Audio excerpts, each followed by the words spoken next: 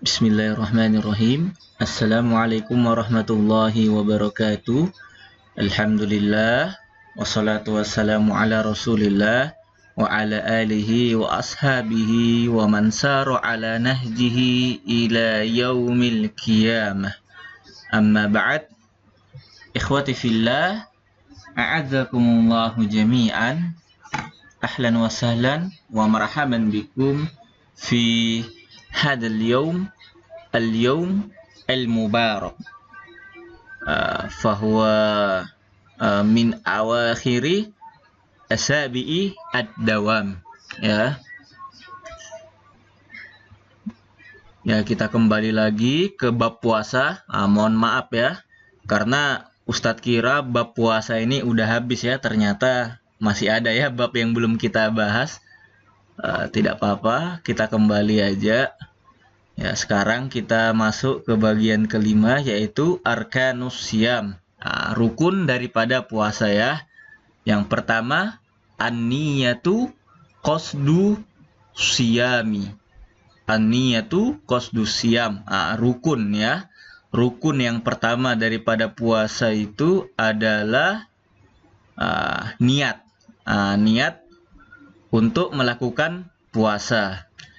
Niatus siyam hiya raqbatul qalbi fi siyami ibtigha'a mardatillah.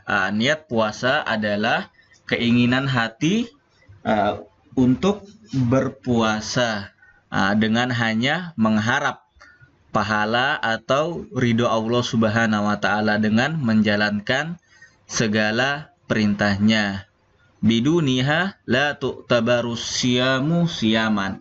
Tanpa niat puasa kita tidak dianggap ya, tidak ada pahala kalau kita tidak berniat di dalam puasa. Lisiyamul wajib lisiyami al-wajibu yustaratu tabyitun niyah qoblal fajr. Ini dicatat ya. Niat dalam puasa wajib itu disyaratkan ya ketika kita berada di malam ya, sebelum subuh, tabyitul fajr. Ada orang yang mengatakan bahwasannya niatnya hanya malam ya, sebelum jam 12, sebelum tengah malam. Ini kurang tepat ini, karena tabyid itu ya, niat di malam hari itu dihitung semua malam, bukan hanya setengah malam saja. Jadi sebelum fajar ya, sebelum sholat fajar, sholat subuh, kita harus niat di dalam hati kita. Di sini ada ulama yang berpendapat boleh bagi kita untuk berniat langsung selama 30 hari, yaitu pendapatnya Imam Malik. Tapi ulama lain mengatakan harus niat di malam hari ya, di setiap malam. Atau mungkin kita tengah-tengah ya, ngambil pertengahan pendapat, kita niat langsung selama 30 hari di bulan Ramadan untuk berpuasa. Jaga-jaga apabila kalau kita lupa, itu niat yang 30 hari itu mewakilkan niat kita yang lupa di suatu malam itu ya. Tapi lebih afdolnya kita itu niatnya setiap malam ya. Dan niat, ingat, tidak harus diucapkan dengan lisan kita. Pendapatnya Abu Hanifah, suatu tindakan kita, suatu perbuatan kita yang mana di situ menunjukkan bahwasannya kita ingin melakukan sesuatu, itu sudah niat. Contohnya antum bangun sebelum sholat subuh untuk sahur. Ini niat, ini udah dihitung niat ini oleh Imam Abu Hanifah. Misalkan juga antum mau pergi ke masjid ya, antum mau sholat, langkah antum itu udah dihitung niat oleh Abu Hanifah ya, Imam Abu Hanifah, Imam Hanafi. Kita lanjut. Lisyamil masnun yajuzul li ahadin an yanwihi ba'dal fajar bisyarti adamu fi'li ma yubtilu siyami kal akli wasyarab wal jima' wa ghairu dzalika. Ini dikecualikan puasa sunnah. Kalau tadi puasa wajib ya di bulan Ramadan itu niatnya di kapan? Di malam hari ya, sebelum sholat subuh, sebelum fajar. Antum niat ketika sahur, itu masih boleh karena dihitung malam ya, akhir malam. Adapun puasa sunnah seperti puasa Senin Kamis, puasa apa lagi, puasa yang lainnya ya, itu puasa yang seperti itu boleh antum lakukan, tidak mesti di malam hari ya. Di siang hari pun di pagi hari boleh, asalkan antum belum melakukan sesuatu yang membatalkan puasa seperti makan, minum, muntah dengan sengaja atau lain sebagainya. Karena di dalam hadis dikatakan bahwasannya Nabi itu pernah bertanya kepada Aisyah. Nabi ini belum makan, belum minum, dan perbuatan lainnya yang membatalkan puasa. Lalu apa? Nabi bertanya kepada Aisyah, hal min goda, adakah makanan pagi untuk sarapan? Goda atau asya, lupa. Makan siang, kata Nabi. Kurang lebih seperti itu. Lalu Aisyah menjawab, la. Fima makna la. Aisyah menjawab, istri Nabi, tidak ada ya Rasulullah. Lalu Nabi pun menjawab, idzan ana shaim. Jadi kalau begitu aku berpuasa. Jadi di sini ulama berpendapat bahwasannya ketika antum misalkan belum makan apa-apa dari pagi sampai siang ya, dari subuh sampai siang, belum mendapatkan sesuatu yang membatalkan puasa, kemudian antum mau berpuasa, itu puasanya boleh ya, tidak apa-apa ya, karena puasanya puasa sunnah. Ada ulama yang membatasi ya, batasnya sampai setengah hari, sampai sholat zuhur. Ada yang mengatakan sampai sore pun tidak apa-apa, yang penting dia belum makan. Ini ada dalil lagi, malam yujumi siyam qabla al-fajr fala siyama lahu. Maksudnya apa nih? Malam yujumi siyam qabla al-fajr fala siyama lahu, barang malam yubayyit, kalau nggak salah ada juga di riwayat lain, barang siapa yang belum niat ya, belum berniat puasa, maksudnya puasa wajib di bulan Ramadan sebelum fajar, sebelum sholat subuh, maka puasanya tidak dihitung. Maka wajib bagi kita untuk berniat di malam hari ya, sebelum sholat subuh. Lalu syarat yang kedua, bukan syarat ya, rukun yang kedua daripada puasa ialah al-imsaku anil mufattirati min tulu'il fajr ila ghurubis syams. Menahan segala sesuatu daripada yang membatalkan puasa, dari terbitnya matahari sampai terbenamnya matahari. Ini sudah ma'ruf, insyaallah antum sudah tahu semua apa-apa yang membatalkannya. Kemudian yang kedua, sunanus siyam. Sunnah-sunnah puasa. Yang pertama, kita baca dulu ya ini ya. Amarona bi fi'li sunnah min ghairil wajib linailil kamalil ibadah. Kita diperintahkan untuk mengerjakan sunnah-sunnah Nabi untuk mendapatkan kesempurnaan dalam ibadah dan untuk menambah amal kita ya, amal kebaikan kita. Di sini dijelaskan yang pertama sahur. Jadi sahur itu hukumnya sunnah ya, tidak wajib. Ini banyak orang yang mengatakan sahur, puasa itu harus sahur apa. Padahal enggak ya, puasa itu hukumnya sunnah. Tapi ini sunnah muakkadah yang sangat dianjurkan. Dan juga disunahkan itu kita sahurnya itu di akhir waktu ya. Jangan antum sahur pas tengah malam. Ini baru jam 1, jam 12 antum sudah sahur. Nanti pagi baru jam 9 udah lapar. Enggak ya. Dalam hadis dikatakan mazalu ummati fil khair ma yuakhirus sahur wa yuajjilu al-futur. Senantiasa umatku dalam kebaikan, kata Rasulullah, selama dia mengakhirkan sahur. Artinya sahurnya itu dekat-dekat waktu subuh ya. Tapi jangan juga terlalu mepet, karena nanti takutnya ya, antum pas lagi ngunyah baru satu suap di masjid udah azan. Ini kira-kira setengah jam lah. Tapi kalau antum misalkan belum masak, belum apa-apa ya, 1 jam lah sebelum azan sholat subuh, biar bisa siap-siap ya. Jangan antum sahurnya jam 1, jam 2, ini cepat lapar nanti antum ya. Sahur hukumnya sunnah. Tu'tabaru walau bihaswatin minal ma'a, walaupun antum itu 1 tegukan air ya, dianggap sahur walaupun seteguk air. Wa yabda'u waqtuhu min muntasafil lail ila qabla tulu'il fajri wa yusannu ta'khiruhu. Waktunya dimulai dari tengah malam sampai tulu'ul fajar, terbitnya fajar ya, bukan terbit matahari, sampai waktu subuh, waktu fajar. Dan disunahkan sahurnya itu di akhir waktu. Kemudian takjilul fitr, menyegerakan berbuka, cepat-cepat berbuka, jangan ditunda-tunda ya. Ba'da tahaqquqi waktil maghrib, setelah sampai waktu maghrib, waktu matahari terbenam. Wa yusannul iftar ala rutobati au tamr ala witr. Disunahkan juga kita berbuka itu dengan rutop ya. Rutop ini kurma basah. Ingat beda ya, setiap rutop dan tamar itu, rutop itu artinya kurma basah atau kalau tidak ada kurma yang kering ya.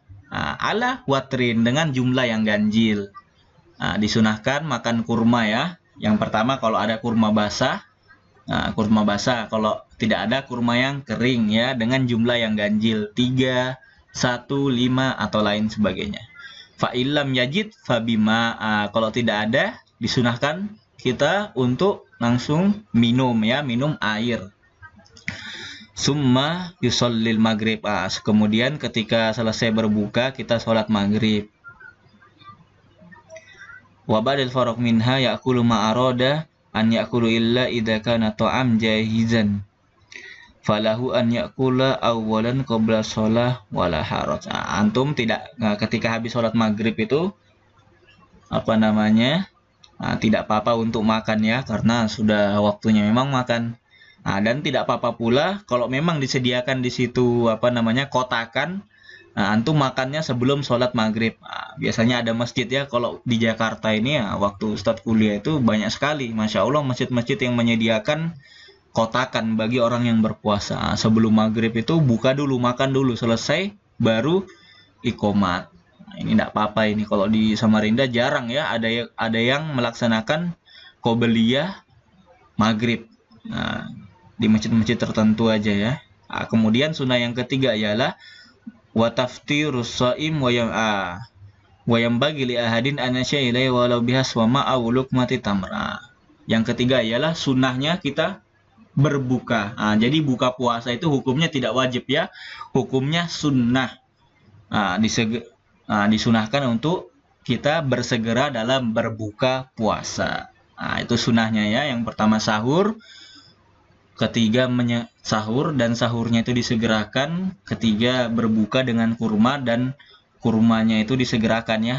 Sahurnya mohon maaf tadi bukan disegerakan, diakhirkan, berbukanya yang disegerakan ya, dicepat-cepatkan. Tapi jangan juga sebelum waktunya ya, jam 5 udah puasa, waktu masjid masih nyetel kiroah, mutar kiroah, antum sudah berbuka. Nggak ya, waktunya waktu azan ya, waktu matahari terbenam. Kemudian ini yang tadi kita bahas ini, berbuka itu hukumnya sunnah ya, bukan wajib. Kita lanjut. Kita pindahkan dulu ke atas.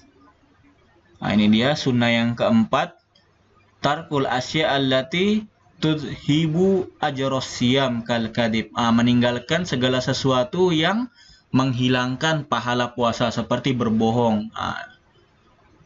Berbohong, gibah, namimah. Gibah, bicarakan orang, kejelekan orang. Namimah, mengadu domba. Ar-rafas. Rafas ini perbuatan keji atau perbuatan dosa ya. Wan nawahi fil Islam, dan segala sesuatu yang dilarang dalam Islam, hatta yatahaqqaq taqwa alladhi huwa ghuradus siyam, hingga kita mendapatkan maksud tujuan dari berpuasa, yaitu apa? Yaitu takwa kepada Allah Subhanahu wa taala, la'allakum tattaqun. Ini kata Rasulullah, malam yada qaula dur wal amal bihi fala siyama laisa lillahi hajatun bisiyamihi. Barang siapa yang tidak meninggalkan perbuatan dusta ya, kata Rasulullah, barang siapa yang tidak meninggalkan perbuatan dusta, dia berpuasa tapi dia masih berbohong dan perbuatan-perbuatan dusta, maka Allah tidak ada urusan dengan puasanya. Artinya ya, puasanya tetap menggugurkan dosa. menggugurkan kewajiban. Tapi puasanya tidak ada nilainya di mata Allah Subhanahu wa taala, hanya sebagai penggugur kewajiban ya, supaya tidak berdosa aja, tapi tidak ada puasanya. Kemudian yang kelima, sunnah daripada puasa ya al-idhkar min a'mal sholihah, memperbanyak amal soleh. Yang pertama, tilawatil Quran, membaca Al-Quran, karena bulan Ramadan bulan apa? Bulan diturunkannya Al-Quran. Wal infak fi sabilillah, banyak bersedekah, berinfak di jalan Allah. Ini hadisnya. Karena Rasulullah SAW ajwadun nas, Nabi Muhammad SAW itu adalah orang yang paling dermawan. Sebanyak apapun hartanya, sebanyak itu yang disumbangkan oleh Rasulullah SAW. Wa kana ajwadu ma yakunu fi Ramadan hina yalqahu Jibril.